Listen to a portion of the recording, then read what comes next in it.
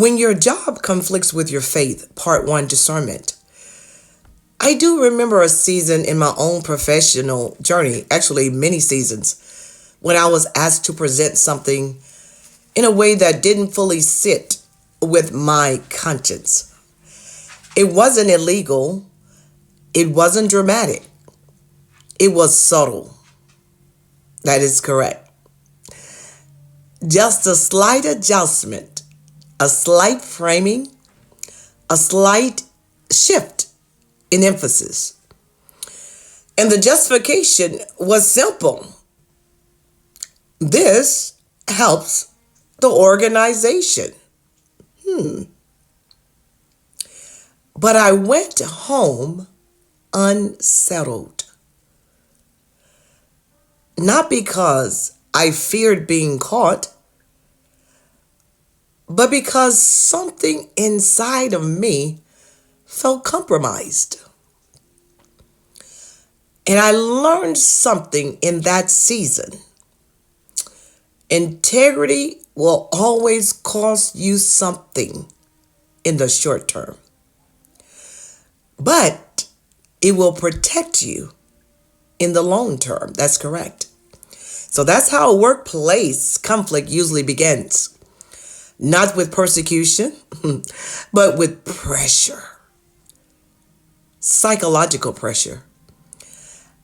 And if you are a person of faith working in corporate, nonprofit, education, ministry, healthcare, anywhere, you will face this tension at some point. The question is not if. The question is what you will do when it happens. Now, workplace conflict does not always look dramatic. Sometimes it looks like subtle pressure. I would say even most times. And sometimes it looks like compromise dressed up as team culture. That happens a lot. And sometimes it looks like silence when you know you should speak. Also very common.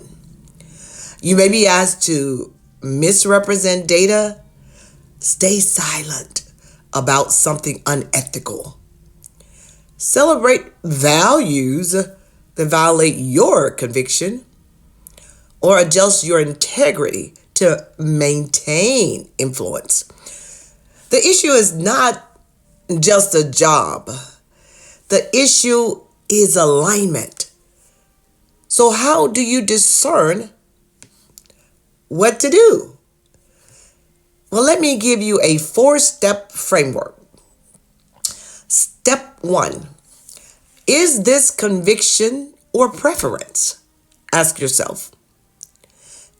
Is this clearly violating a biblical or moral principle? Or is this stretching my comfort zone? Not every discomfort is compromise, but not every opportunity is alignment. We must be honest. Sometimes we call preference principle. And other times we excuse compromise as wisdom. Discernment requires clarity. Step 2. Is this a pattern or a moment? Is this a one-time situation? Or is this a systemic culture issue? If it's a moment, it may require a conversation. If it's a pattern, it requires strategy. Never make permanent decisions based on temporary emotion. But also, never ignore repeated compromise signals. Let's move to step 3. Respond with wisdom, not impulse. Bold does not mean loud. Firm does not mean aggressive. You can stand without attacking.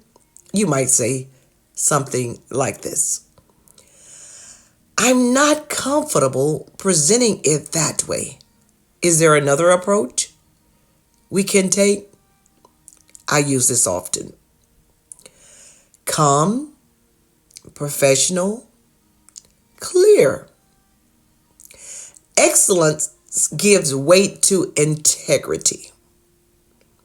Step 4. Begin evaluating the bigger picture.